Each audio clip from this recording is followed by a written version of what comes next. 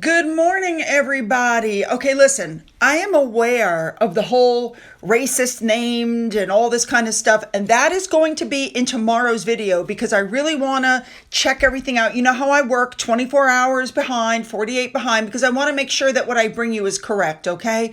But this is still a really long video. There's so much in it. So let's just jump in and get there, shall we? Let's go. We're going to start with the royal family, but before we do, I wanted to bring this information to you in case you haven't heard it. Samantha Markle is going to get her day in court. The judge set a trial date in the defamation lawsuit against her sister Meghan.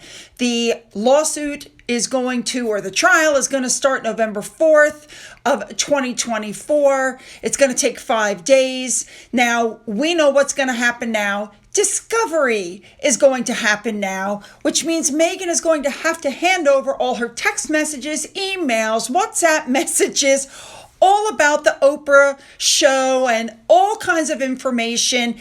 We all know that when her attorneys went to court, they tried to change some words. The judge caught them. We've already covered this. They said Meghan was not responsible for the things Christopher Boozy said during that show. She wasn't credited as the producer. It was pointed out that Archwell was the producer, which is Meghan. So here we go. This is going to be amazing. We're all waiting now to see what's going to happen. I'm going to keep an eye on it for you. Let's move on. Let's move on to William now, who was doing investitures, and one of the ones that he did was former England footballer Ian Wright. He was awarded an OBE at Buckingham Palace. He's 60 years old. He played professionally between 1985 and the year 2000.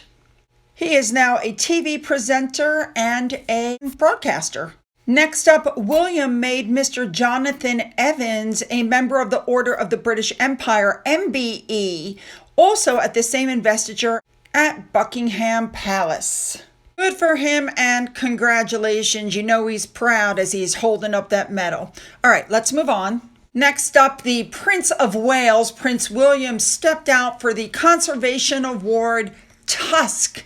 We know that he has been involved in this since his college days. This is the 11th annual Conservation Awards. They were held at the Savoy in London. I have to throw out real quick that I read online that Harry was upset that William was handed the patronage for this, forgetting the fact that he was there before he started college. It was like a gap year. I have to say, William was looking very dapper in blue. That blue jacket really brings out the blue in his eyes. He has some really super blue eyes. Anyway, he met people outside, and then, of course, they made their way inside. Now, one of the people that was seen on the carpet was Emma Thynne. She's the Marchioness of Bath. Looking good. I think she just looks lovely. I think everybody looks nice. Anyway, the Tusk Conservation Award shows the heroes on the front lines of conservation and the importance of their work. And it also encourages people to continue to do work of conservation. So the award was given, one of the people that got an award was, I don't know how to pronounce his name, it's MPOFU. He has had 25 years of dedication to the sub-Saharan wild dogs, and he said that this award is going to help him further raise awareness of the plight of the painted dogs. Next up, this gentleman above, Mr. Abwe, won the Prince William Award for Conservation in Africa. He is the co-hub leader and program manager at the San Diego Zoo Wildlife Alliance. Then you had Fanny Manesi. She's the general director of the Amis de Bonobo du Congo, ABC, which is Friends of the Congo. And they take these animals and return them to the wild. I love the Tusk Awards. And by the way, William helped launch these awards. Now, also, again, as I just said, he's been the patron since 2005. He adopted it as soon as he graduated university. Now, he was seen with rock royalty. The Prince of Wales was with Ronnie Wood. Ronnie Wood, by the way, is known as a long-time supporter of the Tusk Awards. So after William went around speaking and meeting with everybody, he gave a speech on the importance of the Tusk work, He met the 3 award winners. He presented the 3 awards, which I think is really nice. And yeah, I think they had an excellent night. Good for William. I mean, this is right after the Earthshot Prize, too. All right, moving on. We have Duchess Sophie, who was in Kent at the Rochester Cathedral for a dinner that inaugurated the campaign for a new song school at the cathedral. You may not know this, but Sophie is the patron of the Rochester Cathedral. Now, moving on, but still with Sophie. Now, Sophie left after that at the request of the Foreign, Commonwealth, and Development Office, and she headed to Colombia. So the first thing she did was meet the country's first Afro-Colombian vice president and an environmental activist, Francia Marquez, who gave her a very nice gift, by the way. Also, while she was there at that time, a meeting took place that discussed the challenges that the indigenous, Afro-Colombian, and the ethnic women and their communities face.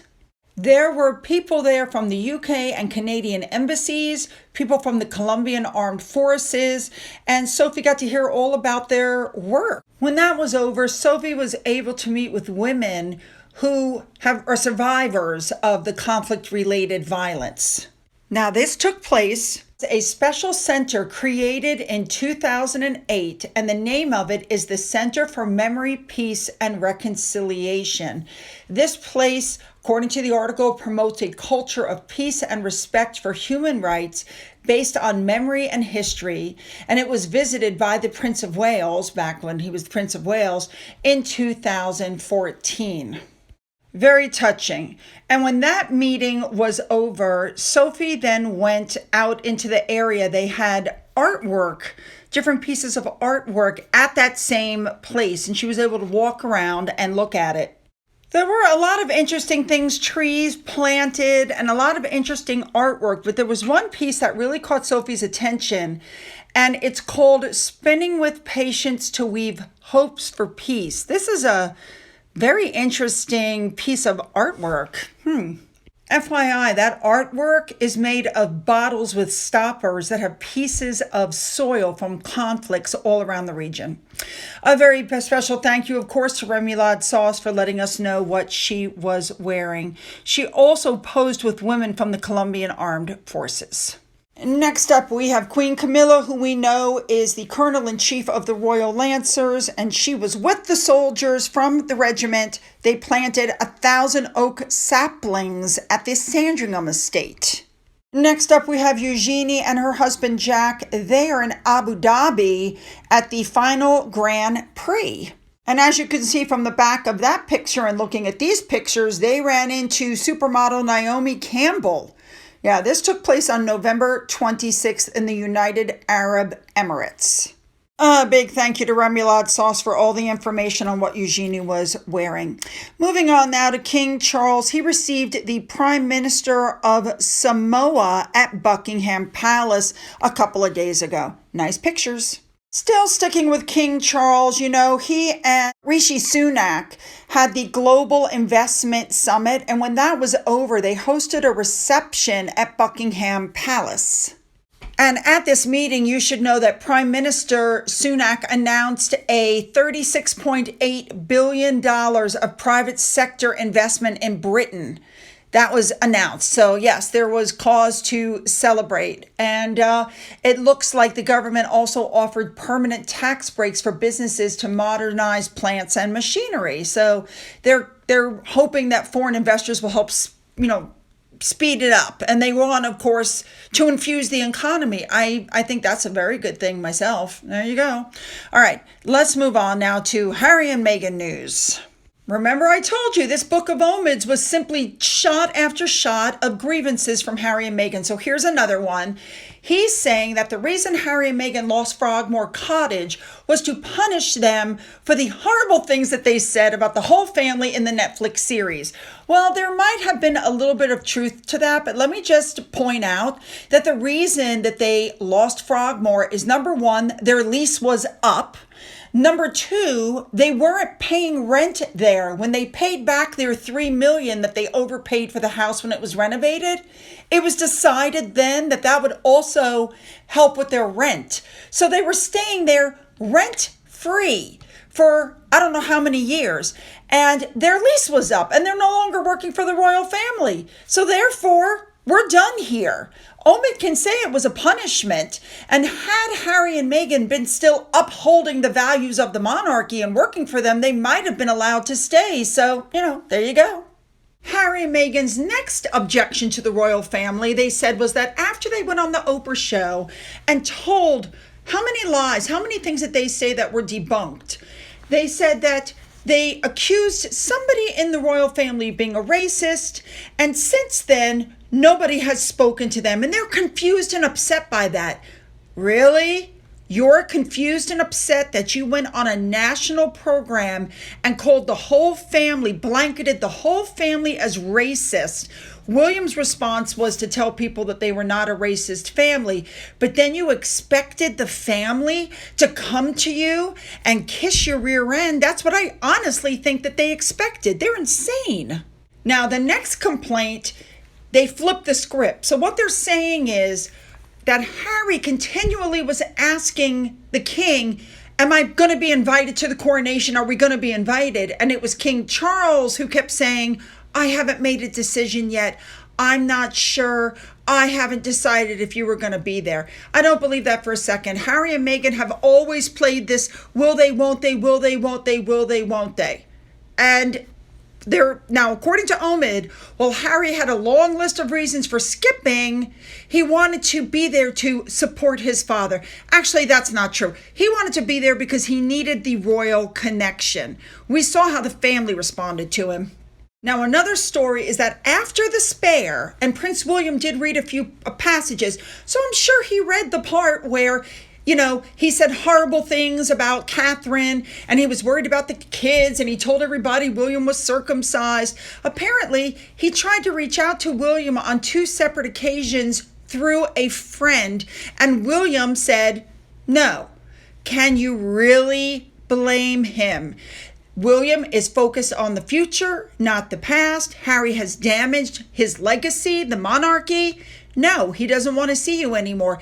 And this is my thing about Harry. He's so deluded. He thinks he can crap on the family and just come back like nothing's happened. I mean, this is no different than after the book came out, Harry tried to call Charles. What do you think Charles had to say to him after the horrible things he said about Charles, after the horrible things he said about Camilla, after what he said about William, after what he said about Catherine, after what he said about the kids? There was nothing to be said anymore. And I think Harry thought the family would just accept whatever he did and accept him back with open arms. I think he's that seriously deluded. And also, to be fair, I have to tell you, in my personal opinion, I think it's Meghan that says to Harry, they're your family, Harry. They're going to have to take you back, Harry. They love you, Harry. Do you, Harry. They'll accept it, Harry. And that's not working out. Now, this part about Catherine really caught my attention. He's claiming that Catherine is an advocate for mental health, but she ignored Meghan's cries for help while branding her a part-time working royal over the number of engagements she carries out. So to start with, Meghan only did 72 engagements in a year and a half, or 2 years. Catherine's topped that hands down. And I do have to say, I completely agree with this Twitter user. Why is it Catherine's responsibility to look after Meghan's mental health, but Meghan's own husband has been let off the hook for being too embarrassed to seek help? Not to mention the fact that they both admitted they didn't go to the family. They never asked the family for help. And let's keep in mind, Catherine had just had Louis. She had 3 young children, and she was unaware. But Harry was aware, and he did nothing, and somehow Omid is trying to make Catherine responsible for this. I completely agree. This book has to be taken with a grain of salt. So much crap in it. Now, at the same time all of this is going on, Omid Scobie, who recently said that he did not agree with the Sussex Squad and their behaviors, he has recruited Sussex Squad members to help him promote his book. Yep. He handed them out to a bunch of Sussex Squad members, the same ones probably that throw death threats at the children. He had them sign NDAs. He sent them the books. And one of them even wrote in her note that she could not believe the way the whales were getting dragged by the second chapter. I myself am trying to figure out why he reached out to Steph the Altar Nerd saying he doesn't back the Sussex Squad up when these pictures of him clearly show that he does. So with all of this going on, William's friends have now jumped up to his defense, claiming that these suggestions that he briefed against his own brother were completely outrageous. They said that Omid is peddling conspiracy theories dressed up as facts ahead of the publication of his book. Again, that's why they call him Hypocrite Harry. He hasn't been able to provide one shred of proof that anybody leaked anything about him, and yet he and his wife have leaked text messages, private information about the family. He told the world that William was circumcised. He's leaked all kinds of information, but somehow that's acceptable. Now, another person who's jumped up to the defense is Piers Morgan, who called Omid Scobie Lickspittle, a Weasley Lickspittle. Now, that is a medieval term from 1586, and I'm going to let you look it up, what it means, because quite frankly, it's just disgusting. So in this book, Omid Scobie wrote that Piers Morgan and Queen Camilla have, quote, regular chats on the phone. Piers has come out and said unequivocally he's never even had a single phone conversation with the Queen in his entire life. He says that when he called Meghan Pinocchio Princess and then a race baiter, that it was Camilla who thanked him for defending the firm. He said that again is a complete lie. He had no contact with Queen Camilla during that time period either. Now, he readily admits he did have contact with other family members, but not Camilla. He said, so given that just about everything he said about him in the book is completely false, he said, please forgive me for not taking the rest of it with a pinch of salt. He said, some of this material is just outlandish. And as I told you yesterday, it's being killed. Nobody wants it. This is the review that it says. It's not different from what Harry presented in Spare, and it is devoted to setting the record straight on petty slights against the Sussexes. Readers hoping for a final death blow of gossip are going to be disappointed. We've heard much of it before. From Fergie, from Diana, from Charles, from Harry, and from Harry again. There you go. They also said it doesn't matter if Scobie actively collaborated with Meghan and Harry because he does them no favors. They read like a press release cooked up by ChatGPT, and it doesn't shed any light on them as humans. The biggest revelation they're saying about this book is the fact that it's sinking with barely a trace in America, and that it's a sign of Harry and Meghan fatigue. That the major TV networks aren't even discussing it. They're not having anything with it. Now, you should know that Good Morning America had a tweet up talking about the book. It had to be deleted. You got to give WME their due. They're trying really hard. They're putting out articles like this one. They're going to do a system reboot. They're all about the future and all the projects and all the deals that are coming their way. And they're going to redo everything and blah, blah, blah, blah, blah. Their brand is doing a slow death keel. No, Omid said that they've learned a lot about the business side of things, and they wouldn't have rushed to sign those deals had they not been under so much financial pressure. What financial pressure? He had $30 million from his mother, and Charles was still giving them millions up until they were cut off a year later. They're blaming the whole thing on Spotify, saying they had no idea that Spotify was going to turn down so many of their ideas, and claiming the company was only interested in paying out for juicy goods that could generate major headlines and bring in subscriptions. Right. I don't believe that. Remember, Harry wanted to interview Putin. So he does add that they only got a small portion of the $20 million deal. There you go. Now, I agree with this Twitter user. Harry and Meghan are caught because if they denounce the book, Owen's going to come forward and prove evidence that they helped. And if they don't, it'll indicate that they were the primary source. And finally, for people panning the book, attacking a mother with a new baby and two small children, mocking King Charles, who provided their entire lifestyle, and then calling a woman, Sophie, who actually offered to help a bigot, what idiot thought this would sell? All right, you guys. Yes, lots of information again. Tomorrow is going to be my video on the whole royal racism row. I'm going to put it all there, okay? We have a lot to cover then. But leave those comments. Don't forget to make them good. Don't forget to hit the like button and the subscribe button. If you've already done that, go back, double check, make sure you're still subscribed. And if you've donated to my coffee fund, thank you so much. And as always, you guys, have a great day.